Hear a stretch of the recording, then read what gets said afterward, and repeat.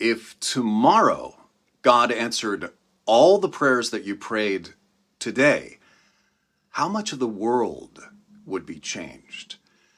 My friend Scott Johnston posed that question in a video Devo that he posted for his church earlier this week, and I thought it was profound. Let me say that again. If tomorrow God answered all the prayers that you prayed today, how much of the world would change?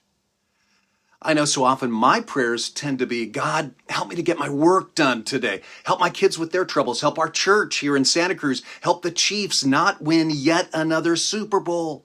Just kidding about that last one. Kind of. But my prayers tend to be about my life, my town, my church family, and probably most of us are like that. Yet that means if all the prayers I prayed today got answered tomorrow, I am not sure anyone else anywhere else in the world would notice. And of course, that's what WOW, World Outreach Week, this week at TLC was all about. I want to thank Robin and Paul Spurlock and their amazing team for putting this together. So WOW is over for another year, but it can live on. They put together the WOW Prayer Magazine. If you did not get one of these last weekend, we ran out. The demand was so huge, but we're printing more. They're going to be available in a week. These are beautiful color magazines that highlight all of our TLC Global partners. Lori and I decided yesterday we're going to keep one of these in our living room and pick a different TLC prayer partner to pray for together. Every Friday morning, that's my day off during our prayer time. And by the way, that was another resolution of ours this year, that we will read a psalm together on my day off. And we will also read together about one of our global partners and pray for them.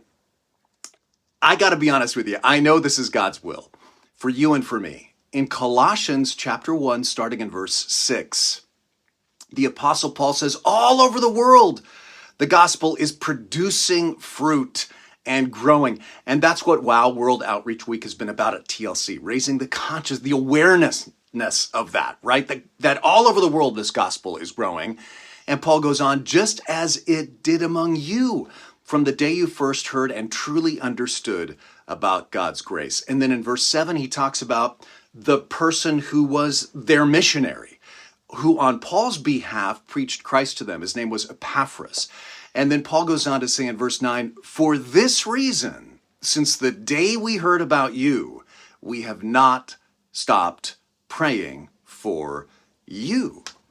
So Paul was praying for these believers all around the world, and that means so should I, and so should you. And so I want to challenge you, if you haven't already, pick up one of these, pick at least one of our amazing global partners, and decide you will pray for them all year long. So when you see them again next year at World Outreach Week, you can say, hey, I've been praying for you. How did that thing go? Tell me all about it. Fill me in. Then, if the prayers you're praying today all got answered tomorrow, parts of the world would be changed.